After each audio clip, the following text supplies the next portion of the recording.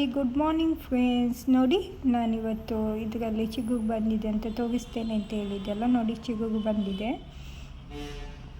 ನಾನಿಲ್ಲಿ ಬೆಳಿಗ್ಗೆ ತಿಂಡಿ ಮಾಡಲಿಲ್ಲ ಎಂತ ಸಹ, ಹಾಗಾಗಿ ರಾಗಿ ಕುಡಿಯೋ ಅಂತ. ನಾನು ಸ್ವಲ್ಪ ಫ್ಯಾಟ್ ಬಂದಾಗೆ ಆಗಿದೆ. ಈ ಥರ ರಾಗಿ ಕುಡಿಯೋದ್ರಿಂದ ಫ್ಯಾಟ್ ಬರ್ನ್ ಆಗ್ತದೆ. ಹಾಗಾಗಿ ಬೆಳ್ಳಿ ಫ್ಯಾಟೆಲ್ಲ ಚೆನ್ನಾಗಿರ್ಬೇಕಂದ್ರೆ ಈ ಥರ ನಾನು ರಾಗಿ, ಅದು ತುಂಬ ಬೇಯಿಸೋದು ಬೇಡ, ಲೈಟಾಗಿ ಬೇಯಿಸ್ಬಿಟ್ಟು ಸೊ ಇದಕ್ಕೆ ಈರುಳ್ಳಿ ಮೆಣಸೆಲ್ಲ ಹಾಕಿದರೆ ತುಂಬಾ ಒಳ್ಳೆಯದಾಗ್ತದೆ.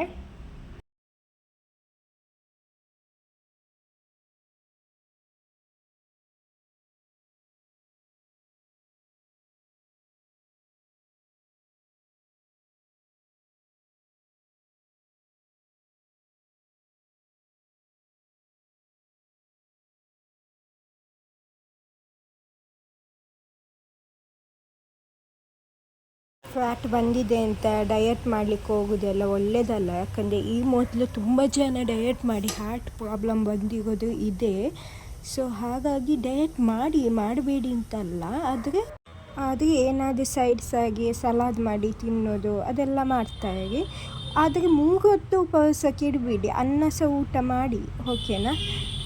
ಸೊ ಇದು ರಾಗಿ ತುಂಬ ಶಕ್ತಿ ಅಲ್ಲ, ಹಾಗೆ ಇದನ್ನು ಆ ಟೈಮಲ್ಲೆಲ್ಲ ರಾಗಿ ಎಲ್ಲ ಕುಡಿದ್ರೆ ಒಳ್ಳೆಯದು, ಅದರಲ್ಲಿ ತುಂಬ ಶಕ್ತಿ ಬರ್ತದೆ. ಮತ್ತು ಡ್ರೈ ಫ್ರೂಟ್ಸ್ ಎಲ್ಲ ತಿಂದರೆ ಸಹ ಒಳ್ಳೆಯದಾಗ್ತದೆ. ರೆಡಿ ನೋಡಿ ಈ ಥರ. ನಾನು ಈರುಳ್ಳಿ ಮತ್ತು ಮೆಣಸಿನ್ಕಾಯಿ ಹಾಕಲಿಲ್ಲ. ಟೇಸ್ಟ್ ಬದಲು ಉಪ್ಪಿನಕಾಯಿ ಹಾಕ್ಬೋದು, ಬಟ್ ಉಪ್ಪಿನಕಾಯಿ ಹಾಕೋದು ಬೇಡ, ಯಾಕೆಂದರೆ ಅದು ಒಳ್ಳೆಯದಲ್ಲ, ತುಂಬ ಆ್ಯಸಿಡಿಟಿ ಆಗೋ ಚಾನ್ಸಸ್ ಇದೆ. ಇದು ತುಂಬಾ ಒಳ್ಳೆಯದಲ್ವ, ಹಾಗಾಗಿ ಓಕೆ. ನೋಡಿ ಬೆಳಿಗ್ಗೆ ಏನು ತಿಂದಿರಲಿಲ್ಲ, ರಾಗಿ ಮಾತ್ರ ಕುಡಿದೆ ಅಲ್ವಾ, ಫ್ಯಾಟ್ ಬರ್ನ್ ಆಗಲಿಕ್ಕೆ. ಈಗ ಇದಕ್ಕೆ ಸ್ವಲ್ಪ ಸಕ್ಕರೆ ಹಾಕ್ತಿದ್ದೇನೆ. ಬನಾನ ರಸನ ಮಾಡಿ ಕುಡಿಯೋಣ ಅಂತ. ಇದು ದಪ್ಪ ಆಗಲಿಕ್ಕೆ, ಆ್ಯಕ್ಚುಲಿ ನಾನು ಫ್ಯಾಟ್ ಬರ್ನ್ ಆಗಲಿಕ್ಕೆ ಮಾಡಿ ರಾಗಿ ಮಾಡಿ ಕುಡಿದೆ, ರಾಗಿ ಒಳ್ಳೆಯದು ಅಂತ. ಈಗ ಇದು ಆ್ಯಕ್ಚುಲಿ ದಪ್ಪ ಆಗ್ತದೆ ಇದೆಲ್ಲ, ಬಟ್ ನನಗೆ ಜೋಗ ಹಸಿವೆ ಆಗ್ತಾ ಉಂಟು, ಹಾಗಾಗಿ ನಾನು ಇಂಥದ್ದೆಲ್ಲ ಮಾಡ್ಕೊಂಡು ಕುಡಿದ್ರೆ ಆಗ್ತದೆ. ನಾವು ಬರೀ ರೈಸ್ ಮಾತ್ರ ತಿನ್ನಬೇಕಾಗಿಲ್ಲ. ಸೊ ಹಾಗಾಗಿ ರೈಸ್ ತಿನ್ನಬೇಕು. ಆ್ಯಕ್ಚುಲಿ ನೈಟ್ ರೈಸ್ ಬೇಡ, ಅದು 2 ಹೊತ್ತು ತಿನ್ನಲೇಬೇಕು. ಅಷ್ಟೆಲ್ಲ ಡಯಟ್ ಮಾಡಲಿಕ್ಕೆ ಹೋಗಬೇಡಿ, ಹಾರ್ಟ್ ಪ್ರಾಬ್ಲಮ್ ಬರುತ್ತೆ. ಸೊ ಹಾಗಾಗಿ ಈಗ ನಾನು ಇದು ರಸಾಯನ ಮಾಡ್ತಾಯಿದ್ದೆ. ಇದಕ್ಕೆ ಬನಾನ ಮತ್ತು ಸಕ್ಕರೆ ಹಾಕಿದ್ದೇನೆ ಅಷ್ಟೇ. ಬನ್ನಿ ನೋಡಿ, ಟನ್.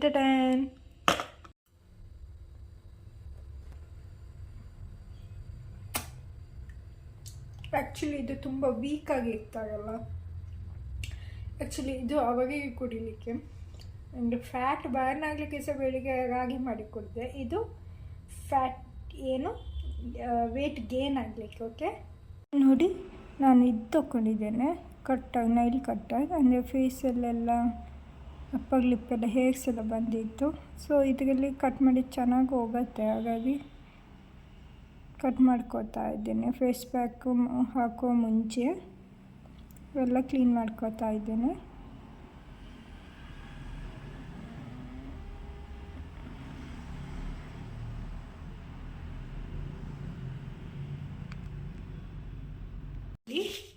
ಮೊನ್ನೆ ಒಣಗಿಸಿಟ್ಟಿದ್ದೆಲ್ಲ ಬೀಟ್ರೋಟ್ ಇದು ಸಿಪ್ಪೆ, ಮತ್ತು ಈಗ ಕಿತ್ತಲೆ ಇದು ಆರೆಂಜಿದ್ದು ಸಿಪ್ಪೆ ಸಹ ಹಾಕಿದ್ದೇನೆ. ಇದು ಕೂಡ ಈಗ ಒಣಗಿದೆ. ಇದನ್ನೆಲ್ಲ ಈಗ ಪೌಡರ್ ಮಾಡಿಕೊಳ್ಳುವ.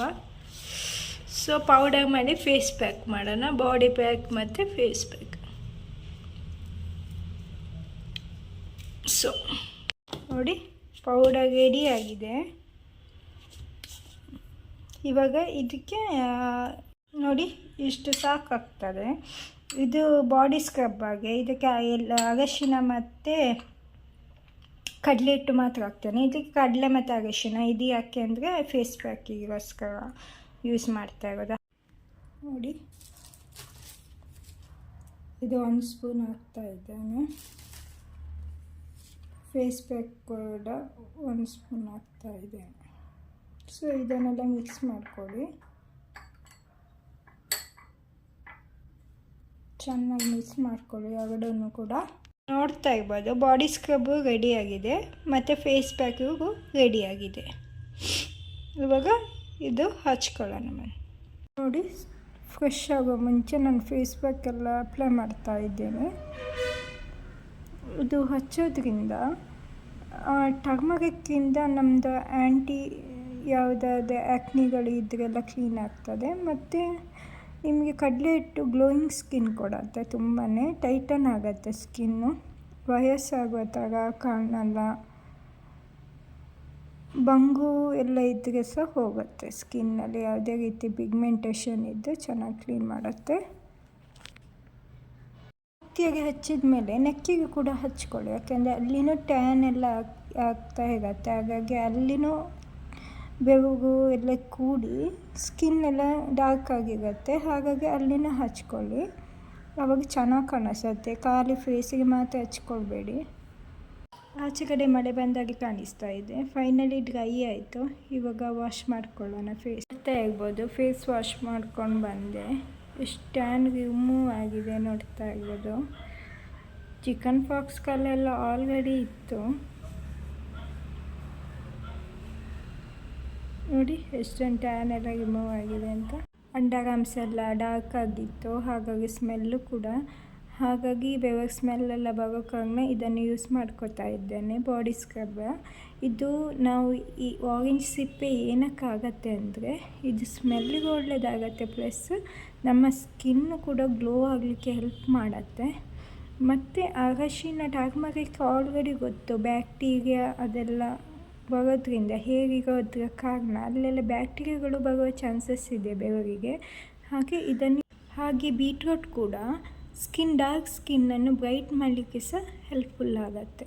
ಹಾಗಾಗಿ ಇದು ಎಲ್ಲವನ್ನು ಹಾಕಿ ನಾನಿವಾಗ ಸ್ಕ್ರಬ್ ಮಾಡ್ಕೋತಾ ಇದ್ದೇನೆ. 5 ನಿಮಿಷ ಮಾಡಬೇಕು. ಸೊ ಈಗ ಬಾತ್ ಮಾಡಲಿಕ್ಕೆ ಹೊರಟಿದ್ದೇನೆ. ಫೈನಲಿ ನಾನು ಬಾತ್ ಮಾಡ್ಕೊಂಡು ಬಂದು ರೆಡಿ ಆಗ್ತಾ ಇದ್ದೇನೆ. ನೋಡ್ತಾ ಇರ್ಬೋದು ನನ್ನ ಸ್ಕಿನ್ ಎಷ್ಟು ಗ್ಲೋಯಿಂಗ್ ಕಾಣಿಸ್ತಾ ಇದೆ ಪ್ಯಾಕ್ ಎಲ್ಲ ಹಾಕಿ. ಸೊ ಇದು ಕ್ಲಾತಿಗೆ ಅಂತ ಅಲ್ಲ, ನಾರ್ಮಲಾಗಿ ಸ್ಕಿನ್ ಟ್ಯಾನ್ ಎಲ್ಲ ರಿಮೂವ್ ಆಗಿದೆ. ಫೈನಲಿ ನಾನು ರೆಡಿ ಆಗಿಬಿಟ್ಟೆ. ನೋಡ್ತಾ ಇರ್ಬೋದು ನನ್ನ ಸ್ಕಿನ್ ಎಷ್ಟು ಚೆನ್ನಾಗಿ ಕಾಣಿಸ್ತಾ ಇದೆ ಅಂತ. ಇವತ್ತಿನ ವಿಡಿಯೋ ನಿಮಗೆ ಇಷ್ಟ ಆದರೆ ಲೈಕ್ ಮಾಡಿ, ಶೇರ್ ಮಾಡಿ, ಸಬ್ಸ್ಕ್ರೈಬ್ ಮಾಡಿ. ಬಾಯ್ ಬಾಯ್.